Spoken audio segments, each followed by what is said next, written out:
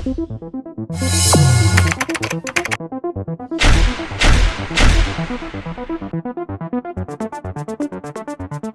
वक्त था जब राजस्थान में पति के मृत्यु के बाद महिला को जीने का अधिकार भी नहीं होता था। सती प्रथा सबसे ज्यादा प्रचलित प्रथाओं में से एक थी और आज एक सास ने ऐसा कर दिखाया कि समाज के लिए मिसाल खड़ी कर दी। जी हाँ, जहाँ राजस्थान में पहले दहेज, हत्या और बाल विवाह की कई खबरें सुनने को मिलती थी, वहीं अब राजस्थान की तस्वीर अब बदलती हुई नजर आ रही है। राजस्थान की एक सास ने ऐसा कर दिखाया कि सबों के लिए मिसाल बन गई।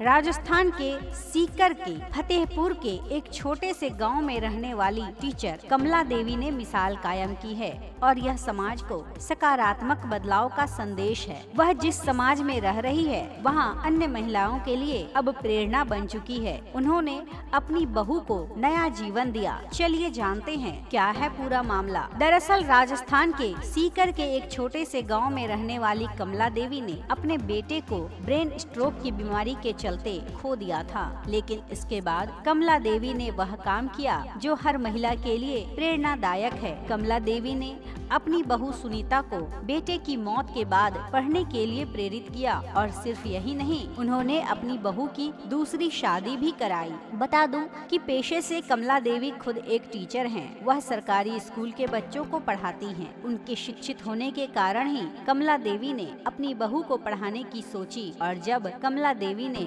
अपने बेटे की शादी सुनीता से की थी तब उन्होंने बहू के घर वालों से किसी प्रकार का कोई दहेज नहीं लिया था। कमला देवी ने अपने बेटे के मौत के बाद अपनी बहू को पढ़ने के लिए प्रेरित किया और सुनीता को मास्टर्स की पढ़ाई करने के लिए कहा। फिर बीएड की डिग्री हासिल करने में भी मदद की। सुनीता ने भी अपनी सास की बात मानी और 5 साल की कड़ी मेहनत करने के बाद वर्तमान में सुनीता चूरू जिले के सरदार शहर के नैनासर सुमोरिया में टीचर के रूप में कार्यरत है। कमला देवी ने अपनी बहू की दोबारा शादी की और एक माँ के रूप में अपनी बहू का कन्यादान किया। अपने बहू को विदा करते वक्त कमला देवी के आंसू छलक पड़े थे। अपनी बहू की दोबारा शादी कराने के इस फैसले से हर कोई उनकी तारीफ कर रहा है। बता दूं कि कमला देवी ने अपनी बहू के लिए एक बेहद अच्छा और पढ़ा लिखा लड़का ढूंढा है। सुनीता के पति का नाम मुकेश है और वह अभी भोपाल में सीएजी ऑडिटर के पद पर कार्यरत है। मुकेश के परिवार में माता पिता और भाई हैं जो सीकर के चांदपुर गाँव में रहते हैं। मुकेश की पहली पत्नी पिपराली गाँव की निवासी सुमन बगड़िया थी, जिनकी सड़क हादसे में मौत हो गई थी। सुमन राजस्थान पुलिस में एएसआई थी। कैसी लगी आपको यह जानकारी कमेंट में जरूर बताइएगा।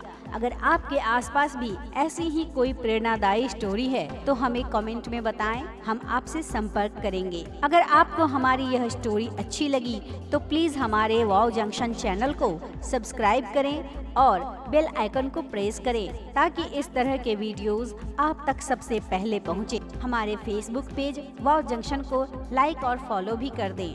धन्यवाद।